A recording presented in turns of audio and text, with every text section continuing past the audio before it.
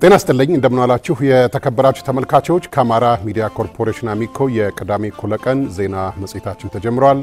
የምናስቀድመው አርዕስተ ዜናዎችን ይሆናል። ሞሰብ የአንድ ማዕከል አገልግሎት ለሀገራችን የአገልግሎት አሰጣጥና የመንግስት አስተዳደር ሪፎርም ወሳኝ ምዕራፍ ነው ሲሉ ምክትል ጠቅላይ ሚኒስትር ተመስገን ጥሩነህ ገለጹ።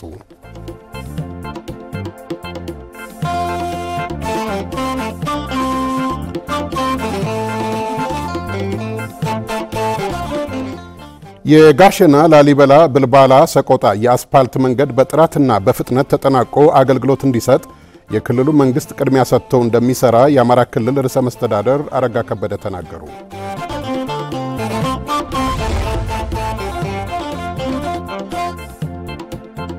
ከውጭ በጋዛ ለ5 ዓመታት የተኩስ አቁም እንዲተገበር በሐማስ የቀረበውን ጥያቄ እስራኤል ውድቅ አደረገች።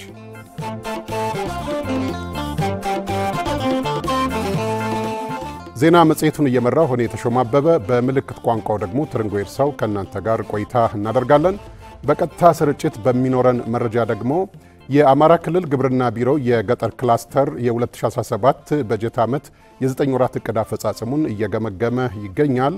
ግምገማውን የአሻግሪ መንገሻ ተከታትሎታል። ወደ በኋላ ላይ መረጃ የሚያጋራን ይሆናል። ሞሰብ የአንድ ማዕከል አገልግሎት ለሀገራችን የአገልግሎት አሰጣጥ እና የመንግስት አስተዳደር ሪፎርም ወሳኝ ምዕራፍ ነው ሲሉ ምክትል ጠቅላይ ሚኒስትር ተመስገን ጥሩነህ ገለጹ። ምክትል ጠቅላይ ሚኒስትር ተመስገን ጥሩነህ ሚኒስትሮችና የፌዴራል ተቋማት አመራር አባላት ሞሰብ የአንድ ማዕከል አገልግሎትን ጎብኝተዋል። ዘገባው የኢትዮጵያ ዜና አገልግሎት ነው። ዘመኑ ይርጋ ያቀርበዋል። የአንድ ማዕከል አገልግሎት ዋና መነሻ የመንግስት አገልግሎትና አስተዳደር ሪፎርም መሆኑን የገለጹት ምክትል ጠቅላይ ሚኒስትሩም የሀገር እድገት ለዜጎች በሚሰጥ አገልግሎት ይወሰናልም ብለዋል። ዜጎች ፈጣን አገልግሎት ካላገኙ ከግለሰባዊ እንግልት ባለፈም በሀገር ኢኮኖሚ ላይ አሉታዊ ጫና እንዳለውም ተናግረዋል። የሲቪል ሰርቪስ ሪፎርም ዋና ዓላማም የዜጎችን እንግልት የሚያስቀር ከሙስና የጸዳ ቀልጣፋ አገልግሎት መስጠት መሆኑንም ጠቅሰዋል። መሶብ የአንድ ማዕከል አገልግሎት መንግስት የጀመረውን የአገልግሎት አሰጣጥና አስተዳደር ሪፎርም ለማሳለጥ ወሳኝ ምዕራፍ መሆኑንም ተናግረዋል። የሞሰብ የአንድ ማዕከል አገልግሎት ሀገራችን የአገልግሎት አሰጣጥ እና የመንግስት አስተዳደር ስርዓት አንድ በጣም ትልቅ ምዕራፍ ነው። መነሻውም የሲቪል ሰርቪስ ወይም ደግሞ የመንግስት አገልግሎት እና አስተዳደር ሪፎርም ነው። አንዱ የእድገት መነሻም ለዜጎች የሚሰጥ አገልግሎት ነው። አንድ ተገልጋይ አንድ ተቋም ውስጥ ሄዶ ቀን ሙሉ የሚውል ከሆነ ወይ ደግሞ የሚመላለስ ከሆነ ሌላ ቦታ የሚሰራውን ስራ እየተወ ነው ማለት ነው። ስለዚህ በሌላ በኩል ምንድነው የሀገር እድገት የሚጎዳ ነገር አለ ማለት ነው። ዜጎች ያላግባብ ጊዜያቸውን ስራቸው ላይ ሳይሆን ሌላ ቦታ አገልግሎት ለማግኘት ከመንገላታታቸውም በላይ በሀገር ኢኮኖሚም ላይ በራሳቸው የቤተሰብ ህይወት ላይም ትልቅ ተጽዕኖ ያለው መሆኑን ሁላችንም እንረዳው ነው። ስለዚህ የአንድ ማዕከል አገልግሎት አጠቃላይ ፌዴራል መንግስት የጀመረውን የሲቪል ሰርቪስ የመንግስት አገልግሎትና አስተዳደር ሪፎርም ለማሳለጥ እንዲያስችል ተደርጎ የተሰራ ነው። በኢትዮጵያ አርቲፊሻል ኢንተለጀንስ ኢንስቲትዩት መሪነት የሌሎች ተቋማትን የቴክኖሎጂ መሐንዲሶች በማሳተፍ ዘመኑን የዋጀ አስተማማኝና ቀልጣፋ የዲጂታል ስርዓት መዘርጋቱን አስረድተዋል። በአሁኑ ወቅት በማዕከሉ 12 ተቋማት 41 አገልግሎቶችን እየሰጠ እንደሆነ ጠቅሰው ማዕከሉ ልዩ የሚያደርገው ሰዎች ስራውን የሚመሩበት ሳይሆን ስራ ሰራተኞችን የሚመራበት መሆኑ ነው ብለዋል። ተገልጋይ ካመለከተበት ጀምሮ እስከ ፍጻሜ ያለውን የስራ ሂደት የሚከታተልና የሚቆጣጠር ዲጂታል ስርዓት መኖሩን በማንሳት ስራ የሚያጓትቱ ፈጻሚዎች በቴክኖሎጂ ሪፖርቱ መሰረት ተጠያቂ እንደሚሆኑ አንስተዋል። ከምንም በላይ ሞሰብን በጣም ልዩ የሚያደርገው ሰዎች ስራን ብቻ አይደለም የሚመሩት፣ ስራው ራሱ ሰዎችን ይመራቸዋል። ምክንያቱም አንድ ስራ ካልተሰራ የሆነ ተገልጋይ መጥቶ ካመለከተ ለምን እንዳልተሰራ ለምን በዚያ ሰዓት እንዳላለቀ በዚያች ዴስክ ላይ ወይም ደግሞ ዚያች ዴስክ ላይ በሚሰራው ሰው ላይ አጠቃላይ ሪፖርት ጄነሬት ያደርጋል ሲስተሙ የሰጠውን አገልግሎት አይቶ። ስለዚህ ሰውየው ከሌብነት ነፃ እንዲሆን ካሜራዎች አሉ፣ ሌሎች ጉዳዮች አሉ። ስራውን ደግሞ ሳይሰራ ሲቀር ደግሞ የሚቀጣበት ስርዓት ራሱ ሲስተሙ በሚያወጣው እኔ ያልሰራሁም እንደዚህ ነበርኩም ብሎ ምክንያት ሊሰጥ አይችልም። ተገልጋዩን ፈጥኖ ምላሽ መስጠት አለበት። ወይ የሚያሟላው ነገር ካለ ይሄ አላሟላህም ብሎ እሱን ተገልጋዩ እንትን ማለት አለበት። እዚያች ፎርሟ ላይ ደግሞ እንዳላሟላ ያስቀምጣል፣ ሲስተሙ ያነበዋል ማለት ነው። በማዕከሉ የተመደቡ ሰራተኞች በብቃት ተመዝነው ያለፉ እንዲሁም ተገልጋይን በክብርና በፍጥነት ለማስተናገድ የሚያስችል አቅም ያላቸው ናቸው ብለዋል።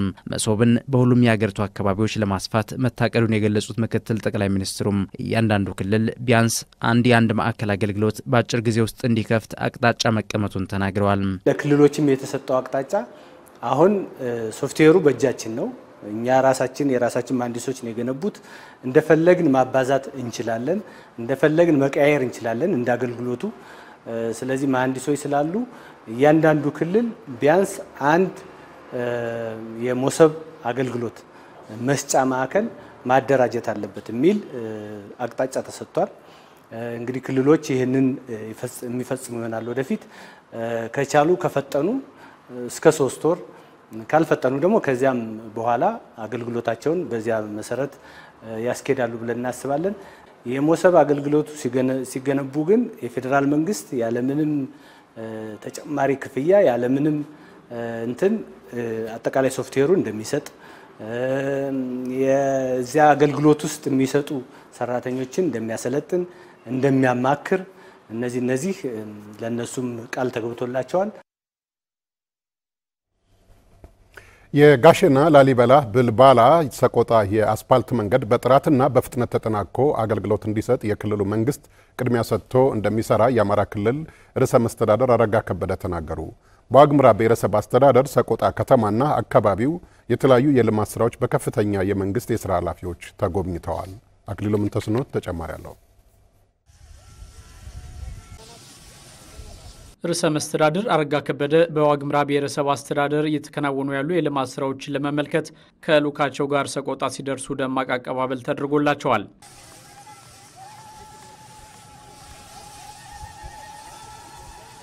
በጉብኝቱ የኢትዮጵያ መንገዶች አስተዳደር ዳይሬክተር ኢንጂነር መሐመድ አብዱራህማን፣ የክልል ቢሮ ኃላፊዎች፣ የብሔረሰብ አስተዳደሩ ዋና አስተዳዳሪን ጨምሮ ሌሎች ከፍተኛ የስራ ኃላፊዎችም ተገኝተዋል። ምልከታ ከተደረገባቸው የልማት ስራዎች መካከል ከሰቆጣ ከተማ አቅራቢያ የተገነባው የእንቁላል መፈልፈያ ፋብሪካ ተጠቃሽ ነው። ፋብሪካው 350 ሺህ እንቁላሎችን የመፈልፈል አቅም አለው። አቅሙን በማሳደግ 1 ሚሊዮን እንቁላሎች መፈልፈል እንዲችል ድጋፍ እንደሚደረግለትም ርዕሰ መስተዳድሩ በጉብኝታቸው ወቅት ተናግረዋል። ሌላው በሰቆጣ ወረዳ የተገነባ የሚገኘው ልዩ አዳሪ ትምህርት ቤት የግንባታ ሂደቱ በጥሩ ሁኔታ የተከናወነ ስለመሆኑ መመልከታቸውን ርዕሰ መስተዳድሩ በጉብኝታቸው ወቅት አንስተዋል። አዳሪ ትምህርት ቤቱ 600 ተማሪዎችን የማስተናገድ አቅም ያለው ሲሆን ለግንባታውም 1.4 ቢሊዮን ብር ተይዞለታል። ግንባታው በጥራትና በፍጥነት እንዲጠናቀቅ የክልሉ መንግስት ያልተቋረጠ ድጋፍ እንደሚያደርግም ተገልጿል። ርዕሰ መስተዳድር አረጋ ከበደ የጋሸና ላሊበላ ብልባላ ሰቆጣ የአስፓልት መንገድ የቀሪ ስራዎች ማስጀመሪያ መርሃ ግብርን በይፋ ከፍተዋል።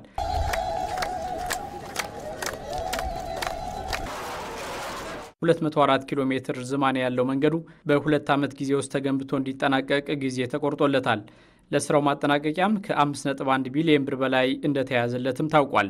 የመንገድ ፕሮጀክቱ በተያዘለት ጊዜ እንዲጠናቀቅ የክልሉ መንግስት ዋነኛ ትኩረት መሆኑን ርዕሰ መስተዳድሩ ገልጸዋል። ዋግ ሀብታም ዞን ነው። ለምን ዋግ ሀገር ስትሰለጥን ሀብቱን የመገበ ለሀገር ሁሉንም መስዋዕትነት የከፈለ አካባቢ ነው። ከሰው እስከ ቁስ ከባህል እስከ አንጡር ሀብቱን አገር ኢትዮጵያ እንድትገነባ ለሀገራችን የመገበ አስተዋጽኦ በረከቱ ትልቅ የሆነ ህዝብ በአማራ ክልል ካሉ ፕሮጀክቶች የቅድሚያ እንዲሰራ የምንፈልገው ይሄ ፕሮጀክት ነው። በዋነኛነት ተጨማሪ ሀብት የሚፈጠረው ከግብርና ከማዕድን ነው። በዋነኛነት ምንጫችን ኢንዱስትሪ የሚባለው ግብርናና ማዕድን ነው። ግብርና ደግሞ እንስሳት አለን እዚህ በስፋት ማር ብናቀነባብር የእንስሳት ተዋጽኦችን ብናቀነባብር የህብረተሰቡን ኑሮ መቀየር ይችላል። በተለይ ደግሞ ሰቆጣ ከተማ አነሰም በዛም ለገጠሩ እንኳ በሚቀጥሉት ጊዜያት መድረስ ብንችል የሰቆጣ ከተማ አስፋልት በተቻለ መጠን ኮንትራክተሩ ክሊየንቱም የኢትዮጵያ መንገዶች አስተዳደር በከፍተኛ ትኩረትም እንደሚሰራው ተጀምሮ የመቋረጥ ሁኔታ እንዳይኖር በጣም በከፍተኛ ጥንቃቄ መሰራት አለበት፣ በትኩረት መሰራት አለበት። መንግስት ያለውን አቅም ተጠቅሞ በማህበረሰቡ የሚነሱ ጥያቄዎችን ደረጃ በደረጃ እንደሚፈታም ርዕሰ መስተዳድሩ አንስተዋል። የህብረተሰብ የልማት ፍላጎት በጣም ብዙ ነው። በተለይ በእኛ ሀገር በእኛ ክልል ማለት ነው በጣም ብዙ ተቆጥሮ የማያልቅ ነው። ግን ደግሞ ችሎታ መኖር አለበት ሁሉንም ነገር ለመመለስ። አያስፈልጉም ማለት አይደለም፣ ተገቢ ጥያቄዎች አይደሉም ማለት አይደለም። ግን ደረጃ በደረጃ ጥያቄዎችን መመለስ ያስፈልጋል። ደረጃ በደረጃ የሚለውን ንግግር እንድንነጋገር የሚያደርገን ምንድነው? አቅም፣ ክልላዊ አቅም፣ ሀገራዊ አቅም። ስለዚህ ይህንን ነገር ግን ቅድሚያ የሚሰጣቸው መስራት ያስፈልጋል። ስለዚህ በዚህ አቅጣጫና በዚህ ቅደም ተከተል ስራ እንደምንሰራ ነገሮች ደግሞ ቀስ እያሉ የተጠናከሩ በሄዱ ቁጥር ደግሞ ሌሎች ፍላጎቶቻችን ቅድም የቀረቡትንም እያሟላን እንደምንሄድ ለመግለጽ ነው። ርዕሰ መስተዳድር አረጋ ከበደ በሰቆጣ ቆይታቸው የተፈራ ኃይሉ መታሰቢያ አጠቃላይ ሆስፒታልን የማስፋፊያ ግንባታ ጎብኝተዋል። የሆስፒታሉን ደረጃ ለማሻሻል 400 ሚሊዮን ብር ተይዞለት እየተገነባ ስለመሆኑም ታውቋል። የጋሸና ላሊበላ ብልባላ ሰቆጣ የአስፓልት ኮንክሪት መንገድ ካለው ኢኮኖሚያዊና ማህበራዊ ፋይዳ አንጻር ተጠናቆ ተገቢውን አገልግሎት እንዲሰጥ ተደርጎ በልዩ ትኩረት እንደሚሰራ የኢትዮጵያ መንገዶች አስተዳደር ዳይሬክተር ኢንጂነር መሐመድ አብዱራህማን ተናግረዋል።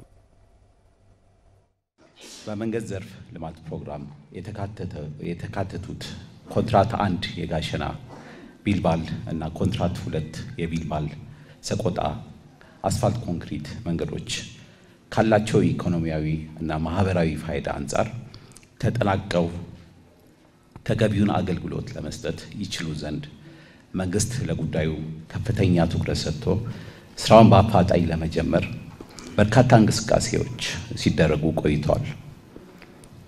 አሁን ላይ የቅድመ ዝግጅት ስራዎች ተጠናቀው ግንባታውን ለማስጀመር በመካከላችሁ በመገኘቴ የተሰማኝ ደስታ ከፍተኛ ነው። የመንገዱ ቀሪ ስራዎች በአጭር ጊዜ ለመጠናቀቅ የቅድመ ዝግጅት ስራዎች መከናወናቸውን ያነሱት ኢንጂነር መሐመድ ፕሮጀክቱን በ2019 ዓ.ም ገንብቶ ለማጠናቀቅ የጊዜ ገደብ መቀመጡን አመላክተዋል። 204.8 ኪሎ ሜትር ርዝመት የሚሸፍኑ የነዚህ ሁለት ፕሮጀክቶች የማጠናቀቂያ ስራ ለማካሄድ ጥቅም ላይ የሚውለው 5 ቢሊዮን 119 ሚሊዮን 831,284 ብር የግንባታ ወጪ በኢትዮጵያ መንግስት የተሸፈነ ነው። የፕሮጀክቱ ግንባታ ሚያዝያ 7 ቀን 2017 ዓ.ም ተጀምሮ ከ2 ዓመት የግንባታ ሂደት በኋላ ሚያዝያ 6 ቀን 2019 ዓ.ም ሙሉ ለሙሉ ይጠናቀቃል ተብሎ ይታመናል። ከዚሁ ጋር በተያያዘ የሰቆጣ ከተማን በልማት ተጠቃሚ ለማድረግ የተሰጠው ትኩረት የሚደነቅ መሆኑን የገለጹት ደግሞ የከተማዋ ተቀዳሚ ምክትል ከንቲባ ጌትነት እሸቱ ናቸው። የአካባቢው ማህበረሰብ ሰላሙን አስጠብቆ የልማት ስራዎች እንዲሳኩ ከመንግስት ጎን በመቆም እንደሚሰራም ገልጸዋል።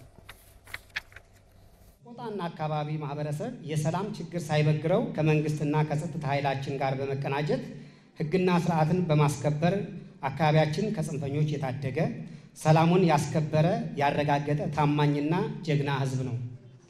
የብልጽግና መንግስት የሰቆጣ ከተማን የልማት ፍትሃዊነት እንዲረጋገጥ የወሰደው ቁርጠኛ አቋምና በለውጡ ማግስት በአጭር ጊዜ በተለያዩ መንገድ መሰረተ ልማት ተጠቃሚ ለማድረግ የተሰጠውን ትኩረት እናደንቃለን።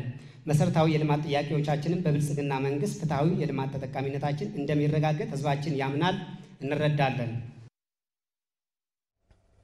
ሰላምን ለማረጋገጥ ህዝቡ የታጠቁ ኃይሎች ወደ ሰላም እንዲመጡ የድርሻውን ሊወጣ እንደሚገባ የአማራ ክልል ብልጽግና ፓርቲ ቅርንጫፍ ጽህፈት ቤት ኃላፊ ይርጋ ሲሳይ ተናገሩ። መንግስት ሰላምን እንዲያረጋግጥላቸውም የጎንደር ዙሪያ ወረዳ ነዋሪዎች ጠይቀዋል። የአማራ ክልል ከፍተኛ መሪዎች ከማዕከላዊ ጎንደር ዞን ጎንደር ዙሪያ ወረዳ ነዋሪዎች ጋር በወቅታዊ የሰላም ሁኔታ ዙሪያ ውይይት አድርገዋል። ካሳው መንጌ ተጨማሪ አለው። የአማራ ክልል ከፍተኛ መሪዎች በማዕከላዊ ጎንደር ዞን ጎንደር ዙሪያ ወረዳ ከሚገኙ ነዋሪዎች ጋር በማክሰኝት ከተማ በወቅታዊ የክልሉና የአካባቢው የሰላም ሁኔታ ዙሪያ ውይይት አድርገዋል። በውይይቱ የአማራ ክልል ብልጽግና ፓርቲ ቅርንጫፍ ጽህፈት ቤት ኃላፊ አቶ ይርጋ ሲሳይን ጨምሮ የክልልና የዞን ከፍተኛ መሪዎች ተገኝተዋል። በክልሉ የተከሰተውና ከአንድ ዓመት ተኩል በላይ የዘለቀው የሰላም እጦት በክልሉ ህዝብ ላይ ሁለንተናዊ ቀውስ እያደረሰ ይገኛል። ችግሩን በሰላማዊ መንገድ በውይይት ለመፍታት በመንግስት በኩል የተለያዩ ሰላም አማራጭ ጥረቶች ተደርገዋል። በማዕከላዊ ጎንደር ዞን ጎንደር ዙሪያ ወረዳ የተደረገው ህዝባዊ ውይይትም የሰላም እጦት ችግሮችን በሰላማዊ መንገድ ለመፍታት ታላሚ ያደረገ ነው። በውይይት መድረኩ ሐሳባቸውን የሰጡ የጎንደር ዙሪያ ወረዳ የተለያዩ ቀበሌ ነዋሪዎች በየአካባቢያቸው የዘለቀው የእርስ በርስ ግጭት ሁለንተናዊ ጉዳት እያደረሰባቸው ስለመሆኑ ገልጸዋል። ህብረተሰቡ መካከል ላይ እየተበደለ እንዳለ ይሄ ግልጽ ነው። ለዚህ ህብረተሰብ ግልጽ ነው። በተለይ በዚህ በተኩስ ልውውጥ ላይ እየተበደለና እየተጎዳ ያለው ህብረተሰቡ ነው። እኛ ሁላችንም የመኖር ያለመኖር ችግር እየደረሰብን ነው። ተንቀሳቅሰን መስራት አልቻልንም። ከቦታ ቦታ ተንቀሳቅሰን የንግድ ዕቃዎችን ወደሚሸጥበት አካባቢ ወስደን ሽጠን መጠቀም አልቻልንም። ሕክምናም በጊዜ መድረስ አልቻልንም። መንግስት ህግ እንዲያስከብርላቸውና ሁሉም አካል ለሰላም መስፈን የድርሻውን ሊወጣ እንደሚገባም ነዋሪዎቹ ጠይቀዋል። ትምህርት ቤቶች ተዘግተዋል። ጤና ተቋማት ወድመዋል። የሉም አገልግሎት እየሰጡ አይደለም። ይህ በውል ተገንዝበን በተለየ ከፍተኛ አመራሮቻችን እልባት ልታበጁበት ይገባል።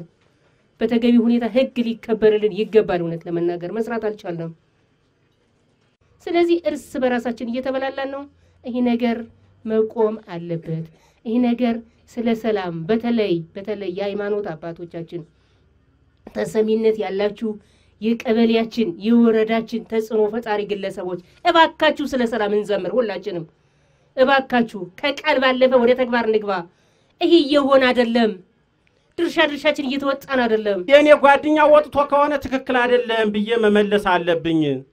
መመካከር አለብን። ሁላችንም እንዲመለሱ የመጀመሪያው የሰላም ጥሪ የመንግስት ብቻ ሳይሆን የቤተሰብ የእናት ያባት መሆን አለበት ነው። እናንተ ላይ እንደው ሰፋ ያለ ልብ በሰፊነት ውሳኔ ተወስኖ እንደ ክልል ሌላ ጉዳይ ነው። ሌሎች ሪባን እየቆረጡ ባሉበት ሌሎች መሰረተ ልማት እያፋጠኑበት ባለበት ትምህርት ቤት ላይ ጥራትን ለማስጠበቅ ትምህርት ቤት እየገነቡ ባሉበት እኛ ግን የጥይት ስም ማን በምን ሞተ ስንት ሰው ሞተ እያልን እየቆጠርን ነው እየዋልን ያለነው እዚህ ማክሰኝት ላይ ከተማው ላይ ማለት ነው። የአማራ ክልል ሚሊሻ ጽሕፈት ቤት ኃላፊ አቶ አስቻላላ ምሬ በየአካባቢው ያለውን ሰላም ለማረጋገጥ በሚደረገው ሂደት ህዝቡ ከህገወጥነት ተግባር ራሱን ሊያርቅ ይገባል ብለዋል። ከህዝቡ የምንፈልገው ከናንተ የምንጠብቀው የመጀመሪያው ከጽንፈኝነት ከሌብነት ራሳችሁን አርቁ። ስለዚህ ራሳችሁን ነፃ ማድረግ የመጀመሪያው ይሄ ነው። ከዚህ ዘራፊ ኃይል ራሳችሁን እናንተና ቤተሰባችሁን ነፃ አድርጉ። ትክክል አይደለህም ልጄ ተመለስ ወደ ቤት ግባ በሉት። የአማራ ክልል ብልጽግና ፓርቲ ቅርንጫፍ ጽሕፈት ቤት ኃላፊ አቶ ይርጋ ሲሳይ የጎንደር ዙሪያ ወረዳ ህዝብ መንግስት ሰላም እንዲያስከብርላቸውና ለሰላም መስፈን ያላቸውን ፍላጎት መገንዘባቸውን ገልጸው ሰላም ለማስፈን ወደ ጥፋት የገቡ ወጣቶችን መክሮና ዘክሮ ወደ ሰላም መመለስ ከህዝቡ የሚጠበቅ ጉዳይ ነው ብለዋል። ተመካክራችሁ ተዋይታችሁ ንግግር አድርጋችሁ ተማምናችሁ ልጆቻችሁን ተው ከፍቶባቸዋል የጀመራችሁት የትግል አግባብ ትክክል አይደለም አያዋጣም የተሳሳተ ነው ይልቁንም ያማራን አርሶ አደር ያማራን ህዝብ ወደ ለየለት መከራና ስቃይ የሚያስገባ ነው ትክክል አይደላችሁም ብላችሁ የድርሻችሁን አድርጉ። የሀገር ሽማግሌዎች ምከሩ፣ የሃይማኖት አባቶች ምከሩ፣ እናቶች ልጆቻችሁ ምከሩ። ትክክል አይደለም። አንድ ሁለተኛ መንግስት በዚህ መልኩ እንዲስተካከልለት ነው የሚፈልግ። ከዚህ በላይ የሆነ ነገር ካለ መንግስት ትግስት የለውም። በቃ ህግ እንዲከበር ያደርጋል። ህግ ለሚያስከብረው አካል ደግሞ አይነተኛና ዋነኛ አቅም ነው መሆን ያለባችሁ። በክልሉ የተፈጠረው የእርስ በርስ ግጭት በሰላማዊ መንገድ እንዲፈታ መንግስት አበክሮ እየሰራ ይገኛል ያሉት አቶ ይርጋ ይህ እንዲሳካ ህዝቡ የበኩሉን ድርሻ ሊያድርግ ይገባልም ብለዋል። ህዝቡ በሰላም እንዳይንቀሳቀስና የልማት ተግባሩን እንዳያከናውን ያደረገው የሰላም እጦት መፍትሄ እንዲያገኝ የአዴት ከተማና የይልማና ዴንሳ ወረዳ ነዋሪዎች ጠየቁ። የጥፋት እጆችና መዘዙ በሚል ርዕስ በአዴት ከተማ በተካሄደ ህዝባዊ ውይይት ነው ነዋሪዎቹ ሰላም እንዲሰፍን ያሳሰቡት። እያያው ተስፋውን ዝርዝር ዘገባ አለው። በአማራ ክልል የተከሰተውን የሰላም እጦት በመቋጨት ክልሉ ወደ ተረጋጋ ሰላምና ልማት እንዲመለስ ህዝባዊ ውይይቶች እየተደረጉ ነው። በሰሜን ጎጃም ዞን ከአዴት ከተማ አስተዳደርና ከይልማና ዴንሳ ወረዳ ነዋሪዎች ጋር በተካሄደው የሰላም ውይይት ህዝቡን ለሰብአዊና ቁሳዊ ጉዳት እየዳረገ የሚገኘው ይህ የሰላም እጦት እንዲያበቃ ሁሉም የየድርሻውን መወጣት እንደሚገባው ተነስቷል። የህዝባዊ ውይይቱ ተሳታፊዎች እንደሚሉት የወንድማማቾች የእርስ በርስ መጠፋፋት በእርቅና በይቅርታ መቋጨት ይገባዋል ብለዋል። ሁለት ወንድማማች ሁለት ቤተሰቦች እኔ እንደዚህ ሲጠፋፉ እኔ በጣም ነው ማለቅሰው። እንቤ በጣም ነው እየተናነቀኝ ያለሁት። ማን ይገላል? ማንን ያወድማል? የመመካከር ጸባይ ቢኖር ህዝብም ያለ መንግስት አይኖርም፣ መንግስትም ደግሞ ያለ ህዝብ ብቻውን አይኖርም። የምርት ሀገር የበሬ ሀገር ሀለ ጨው የሚቀራት ነገር የለም እና እነሱን ፈጣሪ ይመልሳቸው፣ ዳኛውን ተዳኛ ያስታርቅልን። አሁን እንደተነገረው እናንተ ጦርነት ምንም አይጠቅምም። ችግሩን ለማስቆም የሃይማኖት አባቶችና መላው ህብረተሰቡ መምከርና ሰላምን መስበክ እንደሚያስፈልገውም ነው የተናገሩት። ለአማራ ህዝብ ሐሳቢ ነኝና ተቆርቋሪ ነኝ ካልነ እያንዳንዳችን እዚህ ውስጥ ያለን ሰዎች እውነቱን መናገርና መድፈር ያስፈልጋል። እሱን እስካላደረግነ ድረስ ከችግሩ መውጣት አንችልም። ከአዲስ ዙሪያ በኋላ ወጥተን እኮ ልቅሶ ለቅሰን አድርሰን እኮ ወንድም እህት እኮ ሲሞት ቀብረን መምጣት አልቻልንም። ይሄ ሁሉ ችግር የሚፈታ በምንድነው? በመወያየት ነው። የበርስ በመጋደል አይደለም፣ ወንድማማቾች በመጋደል አይደለም። እዚህ ላይ የሃይማኖት አባቶችም ከፍተኛ ጥረት ማድረግ አለባቸው። የተፈጠረውን ችግር መቋጨት ባለመቻሉ በርካታ የህዝብ የልማት ስራዎች መቋረጣቸውን ያስረዱት የሰሜን ጎጃም ዞን አስተዳዳሪ አቶ አሰፋ ጥላሁን ይህም ክልሉን ወደ ኋላ እየጎተተው ነው ብለዋል። በክልሉ መንግስት በጀት በዚህ ዞን 366 ኪሎ ሜትር መንገድ ይሰራል። ይሄ ቆሟል ማለት ነው። በፌደራል መንግስት 5 የአስፋልት ፕሮጀክቶች አሉ። እነዚህ 5 የአስፋልት ፕሮጀክቶች አንዳንዶቹ በሙሉ አቅማቸው አይሰሩ፣ አንዳንዶቹ ደግሞ ቆመዋል ማለት። በክልሉ ጥያቄ መሰረት የክልሉን ሰላም ለመመለስ የገባው የሀገር መከላከያ ሰራዊት ክልሉን ከመፍረስ ታድጎታል ያሉት በምስራቅ እዝ የ304ኛ ኮር አዛዥ ብርጋዴር ጀነራል አዲሱ መሐመድ ተግባሩ የውጭ ኃይሎች አስተሳሰብ ያለበት መሆኑን መረዳት ያስፈልጋል ብለዋል። ታሪካዊ ጥላቶቻችን የሚፈልጉት አንደኛ ጠንካራ መንግስት እንዳይኖራት ማድረግ፣ ሁለተኛ ጠንካራ መከላከያ ሰራዊት እንዳይኖራት፣ በየቦታው ወጥረን እንዳይደራጅ እቺን ሀገር እንበትን ነው። እኛ ደግሞ ሀገር አይበተንም ነው፣ ሀገር አይፈርስም ነው። የሚፈርስ አካል ይፍረስ እንጂ ሀገር አይፈርስም። የሀገር ሽማግሌዎችና የሃይማኖት አባቶች ችግሩን ለመፍታት ተቀናጅተው መስራት እንደሚገባቸው ያሳሰቡት ደግሞ በምክትል ርዕሰ መስተዳድር ማዕረግ የገጠር ክላስተር አስተባባሪና የግብርና ቢሮ ኃላፊ ዶክተር ድረስ ሳህሉ ናቸው። ይህ ካልሆነ መንግስት ህግ የማስከበር ተግባሩን ይቀጥላል ብለዋል። የአማራ ህዝብ የሚታወቅበት በህግ አክባሪነቱ፣ በስርዓት አዋቂነቱ፣ በስርዓት ሰሪነቱ የሀገር ዳር ድንበር በማስከበር አንድነትን በማስጠበቅ የሚታወቅ ህዝብ ነው። ከዚህ በኋላ የሚጠቅመን የሚመስለኝ የሀገር ሽማግሌዎች፣ የሃይማኖት አባቶች እድሉ እንዳያመልጣችሁ ተጠቀሙበት። ውይይቱ በኋላ የክልል የዞንና የወረዳ የስራ ኃላፊዎችና የሀገር መከላከያ ሰራዊት አመራሮችና አባላት በአዴት ከተማ አስተዳደር እየተሰሩ ያሉ የልማት ስራዎችን ጎብኝተዋል። የሰላም እጦቱ በመማር ማስተማር ስራው ላይ አሉታዊ ተጽዕኖ ማስከተሉን በደብረ ብርሃን ከተማ የሚገኙ መምህራን ተናገሩ። በደብረ ብርሃን ከተማ አስተዳደር የጠባሴ ክፍለ ከተማ የሚገኙ የትምህርት መሪዎች፣ መምህራንና የአስተዳደር ሰራተኞች የጥፋት እጆችና መዘዞቻቸው በሚል መሪ መልእክት ውይይት አካሂደዋል። ፋንታንሽ መሐመድ ተጨማሪ አላት። ሰላም ለሁለንተናዊ እንቅስቃሴ ተሳትፎና እድገት ያለው አበርክቶ ላቅ ያለ ነው። በተለይ የሰላም አለመኖር ማህበራዊ፣ ኢኮኖሚያዊና ፖለቲካዊ ዘርፉን ክፉኛ ይጎዳዋል። በደብረ ብርሃን ከተማ አስተዳደር ትምህርት መምሪያ የጠባሴ ክፍለ ከተማ የትምህርት አመራር፣ የመምህራንና የአስተዳደር ሰራተኞች የጥፋት እጆችና መዘዞቻቸው በሚል መሪ ቃል ውይይት አካሂደዋል። በሰላም እጦቱ ምክንያት በደብረ ብርሃን ከተማ ከ1300 በላይ ተማሪዎች ከትምህርት ገበታ ውጭ መሆናቸውን መረጃዎች ያመላክታሉ። በዚህ ውስጥ እያለፉ ካሉ ትምህርት ቤቶች መካከል አንጎለላና ወይናምባ አንደኛ ደረጃ ትምህርት ቤት ተጠቃሽ ናቸው። በገጠመው የሰላም ችግር ምክንያት በርካታ ተማሪዎች ከትምህርት ገበታ ውጪ መሆናቸውን የየትምህርት ቤቱ እርሳነ መምህራን ተናግረዋል። ማህበረሰቡ ደግሞ እንደገና ተማሪዎችን ወደ ትምህርት ቤት መላክ አልቻለም። በርካታ ቅስቀሳዎችን ለማድረግ ሞከርን፣ አልተቻለም። ያሉ ተማሪዎች ወደ 230 ተማሪዎች ነበሩ። 2017 እናስተምራለን ብለን ያሰብነው ያው የኛ ትምህርት ቤት አንዱ ከኦሮሚያ ክልል ጋር አዋሳኝ ትምህርት ቤት ነው ያለው፣ ሁለተኛ የዚህ አማራ ክልል ያለው። ስለዚህ ለሁለት ጊዜ ትምህርት ጀምረን አቋርጠናል። ያቋረጥንበት ምክንያት አንዱ የጸጥታው ችግር ነው። የመሆኑ በመምህራንና በተማሪዎች ላይ እያሳደረ ያለው አሉታዊ ተጽዕኖ ከፍተኛ ስለመሆኑም እርሳነ መምህራኑ አክለዋል። አንደኛ ወላጁ ልጁን ትምህርት ቤት አለመላኩ ያው ከፍተኛ ተጽዕኖ ነው ያለው። ሁለተኛ በመምህራን ላይ ስራ መፍታት ፈቶ መቀመጥ በጣም ትልቅ ተጽዕኖ ነው ያሳደረው።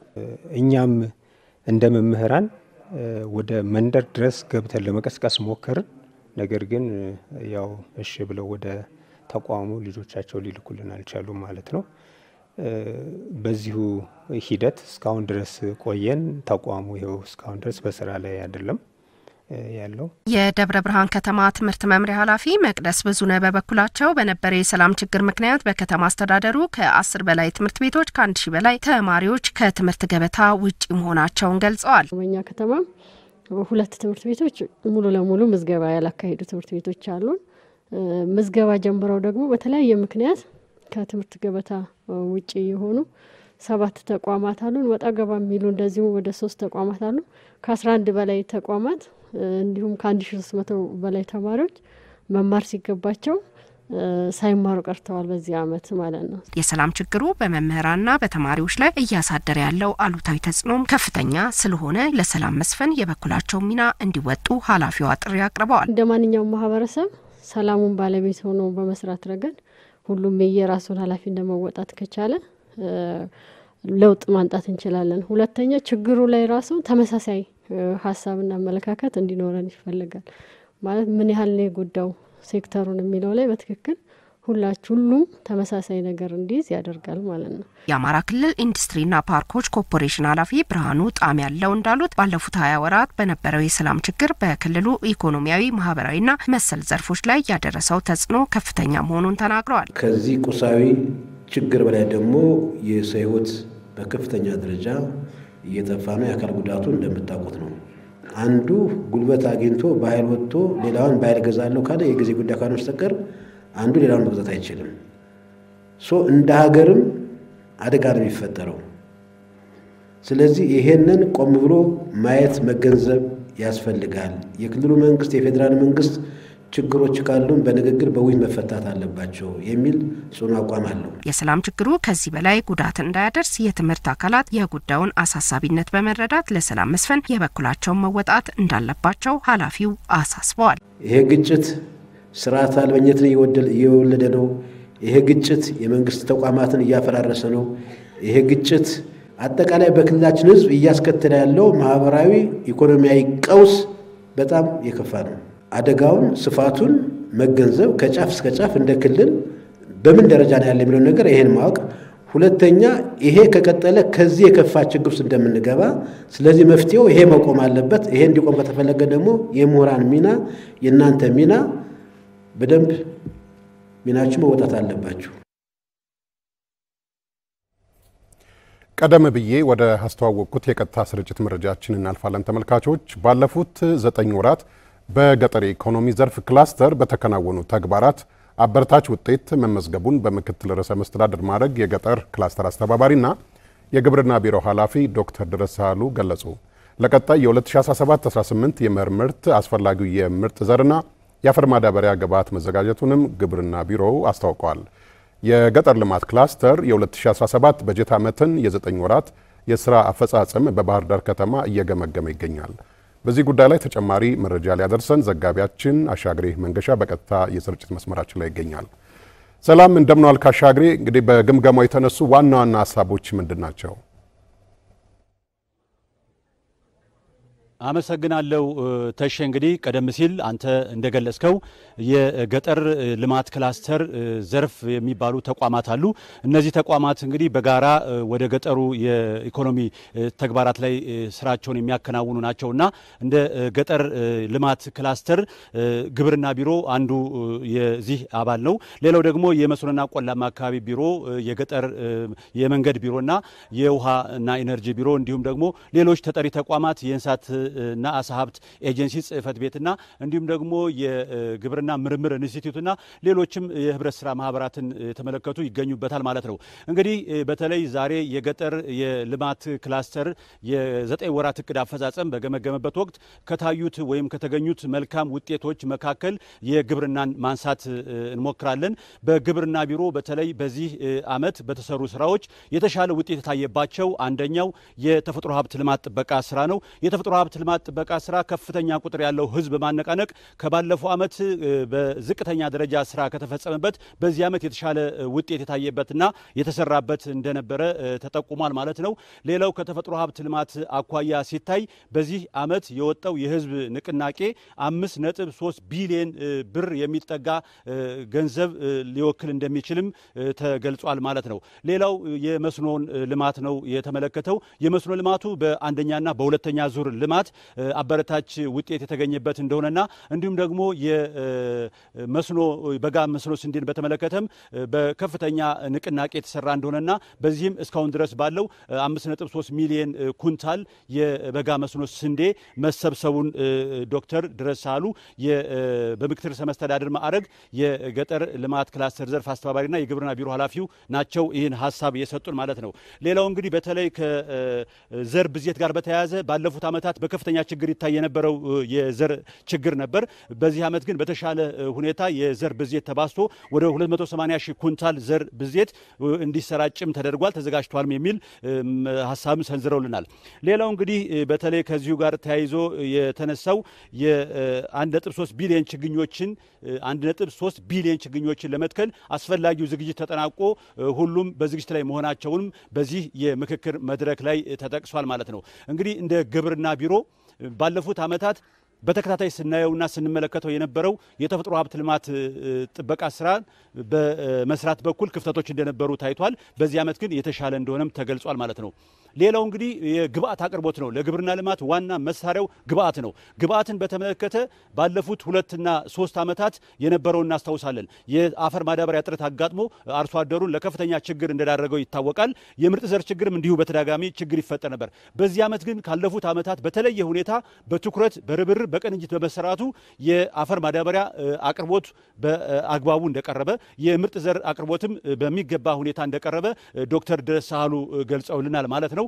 በተለይ የአፈር ማዳበሪያ እስካሁን ድረስ ወደ 1.8 ሚሊዮን ኩንታል ወደ 2 ሚሊዮን የሚጠጋ የአፈር ማዳበሪያ ለአርሶ አደሩ ተሰራጭቷል። የምርጥ ዘርም እንዲሁ ከ280 ሺህ ኩንታል በላይ ተሰብስቦ ወደ አርሶ አደሩ እየተሰራጨ መሆኑን ገልጸዋል ማለት ነው። የግብርናን ቢሮ አንስተን ሌሎችን ቢሮዎች ስንመለከት ደግሞ የመስኖና ቆላማ አካባቢ ቢሮ ነው የሚገኘው። የመስኖና ቆላማ አካባቢ ቢሮ በተለይ በዚህ ዓመት የተሰሩ የመስኖ ልማት ፕሮጀክቶች አሉ። ከነዚህ የመስኖ ልማት ፕሮጀክቶች መካከል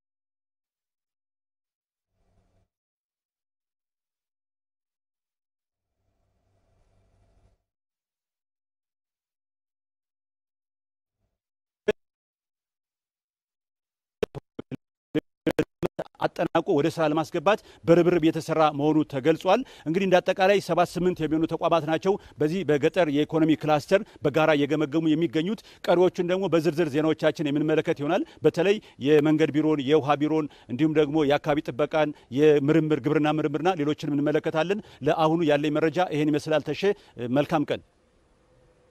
አሻግሬ ላደረስከን መረጃ ከልብ አመሰግናለሁ። ተመልካቾቻችን በነበረው የኔትወርክ መቆራረጥ ምክንያት ለተፈጠረው የድምጽ ጋፕ ይቅርታ እንጠይቃለን። ወደ ሌላው የቀጥታ ስርጭት መረጃ አልፋለሁ። ባለፉት 9 ወራት ከውጭ የሚገባ ምርት በሀገር ውስጥ በመተካት 3 ቢሊዮን ዶላር ገደማ ማስቀረት መቻሉን የኢፌዴሪ ጠቅላይ ሚኒስትር ዶክተር አብይ አህመድ ተናገሩ። ሶስተኛው የኢትዮጵያ ታምርት ኤክስፖ በአዲስ ዓለም አቀፍ ኮንቬንሽን ማዕከል እየተካሄደ ይገኛል። በዚህ ጉዳይ ላይ ተጨማሪ መረጃ ሊያደርሰን ዘጋቢያችን ቴዎድሮስ ደሴ በቀጥታ የስርጭት መስመራችን ላይ ይገኛል። ቴዎድሮስ ሰላም ብያለሁ። እስቲ በኢትዮጵያ ታምርት ኤክስፖ ላይ የተነሱ ዋና ዋና ሀሳቦች ምንድን ናቸው?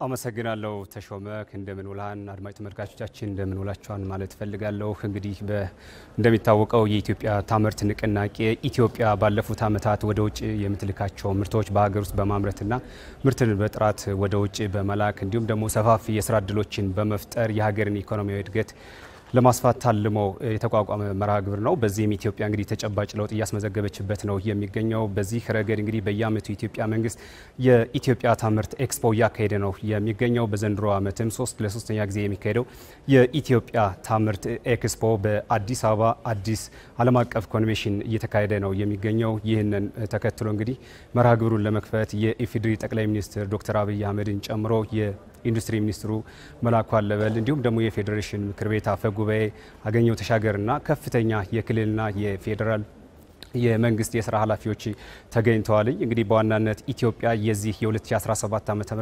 የኢትዮጵያ ታምርት ኤክስፖ ዋና ዓላማ የኢትዮጵያ ምርቶችን ለዓለም አቀፉ ማህበረሰብ ለማስተዋወቅ ያለመ ነው። ከዛም ባሻገር ደግሞ የቴክኖሎጂ ሽግግር እንዲሁም ደግሞ የምርት ጥራትን ማሻሻል ከዛም ባሻገር ደግሞ የልምድ ልውውጥና ሰፋፊ የገበያ እድሎችን ለመፍጠር የሚያስችል እንደሆነ ነው የተጠቀሰው። በዋናነት ኢትዮጵያ በዚህ ባለፉት 3 ዓመታት በኢንዱስትሪ ዘርፉ ከፍተኛ ለውጥ ተጨባጭ ለውጥ ያስመዘገበችበት መሆኑን የኢንዱስትሪ ሚኒስትሩ አቶ መላኩ አለበል ተናግረዋል። እንግዲህ እንደ ሀገር የኢንዱስትሪ ኤክስፖ የኢትዮጵያ ታምርት ኤክስፖ በዋናነት የሀገርን ምርት ከማስተዋወቅ ባለፈ ወደ ውጭ የሚላኩ ምርቶችን በማሳደግ ረገድም ከፍተኛ ሚና እንዳለው ነው የተገለጸው። በዚህ ረገድ በክብር እንግድነት የተገኙት የኢፌዴሪ ጠቅላይ ሚኒስትር ዶክተር አብይ አህመድ በበኩላቸው ባለፈው 9 ወራት ኢትዮጵያ ወደ ውጭ ስትልከው የነበረውን ምርት በሀገር ውስጥ በመተካት ከ3 ቢሊዮን ዶላር ያላነሰ ወጪ ማስቀረት መቻሉን ነው የገለጹትኝ። እንግዲህ ኢትዮጵያ ባለፉት ዓመታት በኢንዱስትሪ ዘርፉ አምራች ኢንዱስትሪው በግብርናውና ወደ ውጭ የሚላኩ ምርቶችን በመደገፍ ረገድ ከፍተኛ አስተዋጽኦ ሲያበረክት እንደነበር ነው ጠቅላይ ሚኒስትሩ የገለጹትኝ። በዚህ ረገድ ባለፉት ዓመታት ቆመውና ስራ ላይ አገልግሎት ሳይሰጡ የቆዩ ከ830 በላይ የኢንዱስትሪ ፋብሪካዎች አሁን ላይ ወደ ስራ መግባታቸውን ነው ጠቅላይ ሚኒስትሩ የገለጹትኝ። እንዲሁም ደግሞ ከ13800 በላይ አነስተኛና ዝቅተኛ ወይም ደግሞ መካከለኛና አነስተኛ ኢንዱስትሪዎች አሁን ላይ ስራ መጀመራቸውን ገልጸዋል። በዚህ ረገድ እንግዲህ ኢትዮጵያ የኢንዱስትሪ ዘርፉ በመደገፍ ረገድ ግብርናውና ኤክስፖርት የሚደረጉ ምርቶችን በመደገፍ ረገድ ከፍተኛ ሚና ተጫውቷል።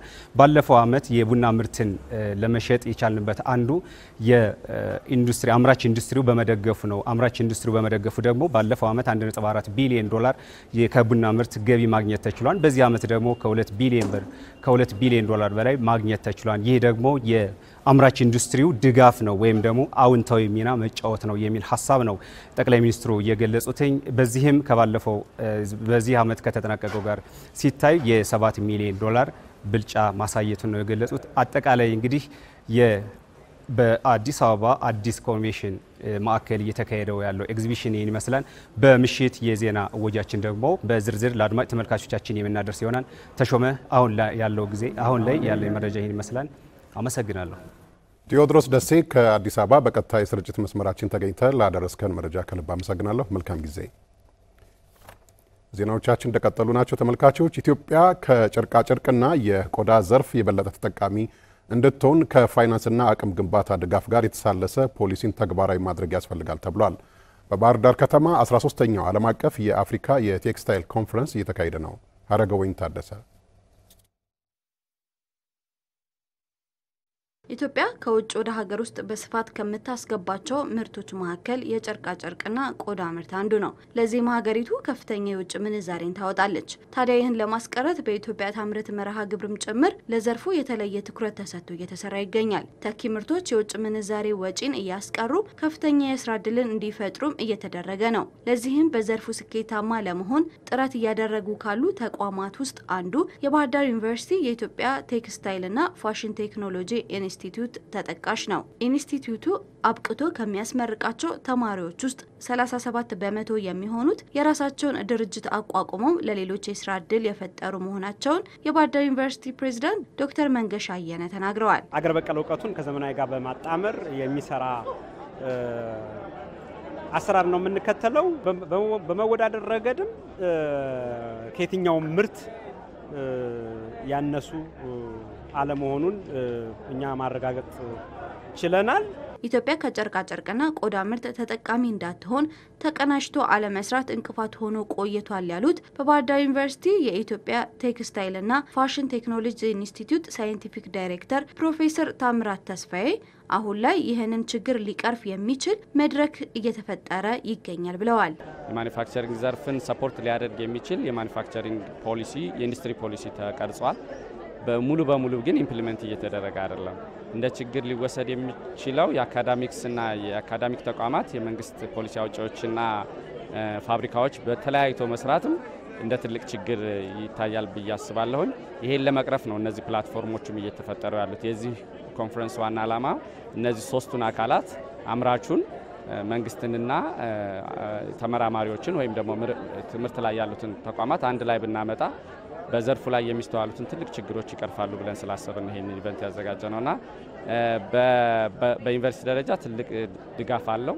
እንደ ሀገርም አይ ቲንክ ትልቅ ሰፖርት ያለው ዘርፍ ስለሆነ ሴንተር ኦፍ ኤክሰለንስም ስለሆነበት እየሰራንበት እንገኛለን። 13ኛው ዓለም አቀፉ የአፍሪካ ቴክስታይል ኮንፈረንስ ላይ የተገኙት የሌሴቶ አምባሳደር በኢትዮጵያ ኒሶ ስኬቴ በአህጉሪቱ የጨርቃ ጨርቅና ቆዳው ሴክተር ለኢኮኖሚ እድገት ከፍተኛ አስተዋጽኦ እያበረከተ ነው ብለዋል። ለስራ ዕድል ፈጠራና ለድህነት ቅነሳም ቢሆን የሚጫወተው ሚና ቀላል አይደለም ነው ያሉት። በመሆኑም በዘርፉ የተሻለ ስኬትን ለማስመዝገብ በአፍሪካ ሀገራት መካከል ያለውን የንግድ ልውውጥ ማጠናከር ይገባል ሲሉም ተናግረዋል።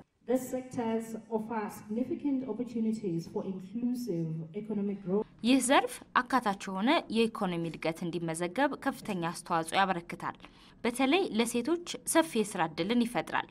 በዚህም ድህነት ቅነሳ ላይ የራሱን አስተዋጽኦ ያበረክታል። የጾታ እኩልነትንም ያረጋግጣል። የአፍሪካ ቆዳና ቆዳ ምርቶች ኢንስቲትዩት ዋና ስራ አስፈጻሚ ኒኮላስ ሙዱንጉ አፍሪካ ከዓለም መሬት ውስጥ የ20% ድርሻ አላት ብለዋል። ሰፊ የግብርና ምርቶችን ማምረት የሚያስችል መሬት ያላት አፍሪካ ታዲያ ጸጋዋን በአግባቡ ባለመጠቀሟ ምክንያት ወጣቶቿ ከአህጉሪቱ እንዲሰደዱ አድርጓል ብለዋል። በመሆኑም አህጉሪቱን ወደፊት ለማራመድ ሁሉም የሚጠበቅበትን መወጣት አለበት ነው ያሉት። ህዝቡን ተጠቃሚ የሚያደርግ ፖሊሲ ከፋይናንስና ከአቅም ግንባታ ድጋፍ ጋር ተሰናስኖ ሊቀርብ ይገባልም የሚል መልእክት አስተላልፈዋል። የማምረት አቅምን ለማሳደግ እሴት የተጨመረባቸውን የጨርቃ ጨርቅና ቆዳ ምርት ወደ ውጭ ለመላክ ለወጣቶች የስራ ዕድልን ለመፍጠር አፍሪካ የኢንዱስትሪያላይዜሽን ፖሊሲዎችን ስራ ላይ መዋል አለባት። Apply industrial policy as a tool of transformation. ኮንፈረንሱ ለተከታታይ ቀናት የሚቆይ ሲሆን ጥናታዊ ጽሁፎች፣ የፋሽን ሾው ትርኢትና ባዛር እንደሚቀርቡበትም አስቀድሞ የወጣው የድርጊት መርሃ ግብር ያሳያል።